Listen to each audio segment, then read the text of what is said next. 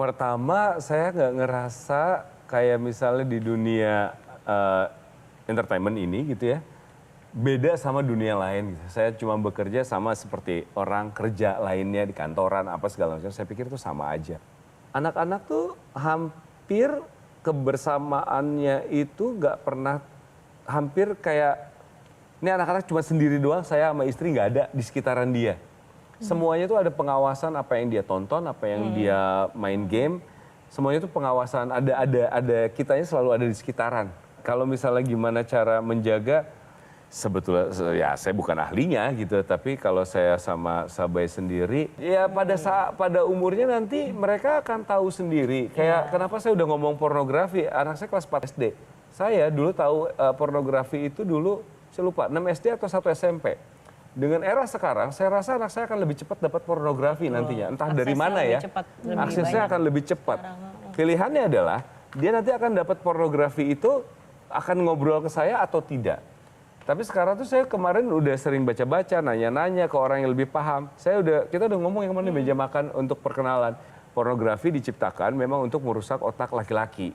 Itu laki-laki sekali tujuannya, untuk laki-laki banget. Di mana perempuan objek, nantinya dari situ kamu akan ketagihan. Ketagihannya adalah mulai deh, kamu nggak semangat, kamu sekarang suka basket. Nanti basket kamu jadinya nggak terlalu into lagi ke basket. Kamu lebih suka menyendiri. Kamu lebih langsung ke kecanduan. Itu kayak kecanduan gitu loh, Nak. Tapi kalau nanti saatnya kamu ketemu pornografi, ngomong ya, Baba nggak akan marah, kita obrolin aja. Kita obrolin aja, Baba cuman nggak pengen jadinya rusak gitu, Nak, kamunya. Jadinya kayak misalnya horor, banyak orang takut sama film horor kan? Kayak apa, saya selalu bilang kayak gitu. Karena kan kamu tahu sendiri, horornya setannya bohong-bohongan, di make up. Baba pernah syuting horor, kadang-kadang makan siang Baba makan sama pocongnya bareng sebelahan. Ya itu kan di-create buat orang takut, padahal aslinya nggak gitu. Nah, sama pornografi juga kayak gitu. Tapi nanti kalau kamu udah ready, entah kamu dapetinnya di mana, Baba sih nggak akan marah ya, kita ngobrol. Terbuka lah. Saya melihat sebenarnya dua pasangan ini bisa beli rumah lebih besar. Aduh, nggak bisa. Tapi kemudian karena tadi dia bilang lebih bisa mengontrol anak, lebih bisa melihat anak. Lalu Mars atau Bjorka yang bilang bahwa rumah saya kecil, tapi yang penting bahagia. Itu Ajarannya dia. ajaran saya ke Bjorka, selalu bilangnya, inget ya, rumah kita itu kecil, jelek, tapi pasti dia otomatis jawabnya, tapi kitanya suka gitu. Yang penting kita suka. Karena dulu itu Bjorka pernah komen ke salah satu teman, namanya gue masih kecil ya, umur 2 tahun atau polos gitu. Terus dia ngeliat, itu ada rumah, itu rumah kecil banget ya. Bukan berarti rumah kecil tapi dalamnya bisa happy banget loh. Rumah kita emang kamu pikir gede, rumah kita tuh kecil banget. Tapi Baba suka banget loh di situ, enak banget loh di situ. Jadi Bjorka tuh selalu saya bilangin, rumah kita kecil, jelek, tapi kitanya suka. Dia harus sadar dulu kalau bapaknya adalah menghargai sesuatu berdasarkan fungsinya. Saya tuh cuma pengen tahu sesuatu, jangan sampai apapun pilihan hidup mereka nantinya, kerja atau apa, saya selalu bilang sama dia, jangan sampai anak kita jadi anak yang serakah ya. Sesimpel itu aja. Kerja, saya nggak penting dia nantinya kaya mau nggak, itu udah ada jalannya masing-masing. Tapi caranya seperti apa? Jangan sampai anak saya jadi anak yang serakah. Serakah dalam arti pengen ngumpulin harta yang berlebihan, entah didapatkannya bagaimana, tidak pernah ngerasa cukup. Jangan sampai anak kita jadi anak yang serakah. Itu saya maunya itu sih.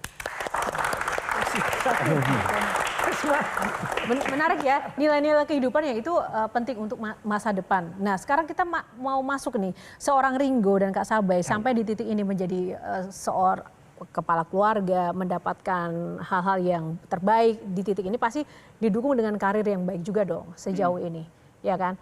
Karir Kak Ringo yang benar-benar paling mendukung dan berdampak pada kehidupan sampai titik ini tuh ketika menjadi apa? Aktorkah, penyiarkah, atau apa? Kebetulan jadi penyiar, jadi aktor itu bukan sesuatu yang dicita-citakan, ngalir gitu aja. Tapi memang setelah menikah, kok tiba-tiba saya yakin bukan karena usaha, tapi memang karena ada berkah ketika menikah. Saya menikah dengan orang yang tepat, punya keluarga yang sangat ambisi saya tiba-tiba dihilangin gitu. Saya cuma pengen ngumpul aja terus. Karena dulu waktu muda ketika saya punya ambisi, segimanapun kerja keras saya, kurang tidur, kerja sampai pagi, yang saya dapetin kayaknya kurang aja ya. Selalu keinginannya tuh lebih. Nggak pernah cukup. Nggak pernah cukup. Selalu keinginannya ada yang saya pengen. Tapi ketika menikah saya ngerasa yang saya lakukan itu jauh lebih santai, tidak sekeras itu kerjanya. Tapi dapatnya adalah sesuatu yang bahkan tidak saya inginkan, saya dapatkan gitu loh. Kebahagiaan batin. Enggak cuma batin, semuanya liburan. Karena nggak ada ekspektasi yang tinggi, Iya. jadi ketika malah mendapatkan itu malah wow banget gitu. Kalau Kak Sabai sendiri nanti akan punya rencana balik lagi nggak ke dunia entertainment? Sejauh ini enggak sih, nggak ada rencana. Nggak, tapi sekarang ya untuk saat ini karena aku sangat-sangat menikmati menjadi ibu gitu. Jadi kayak aku karena terbiasa dari anak pertama sampai anak kedua, aku selalu ada setiap hari sama mereka, nggak pernah enggak.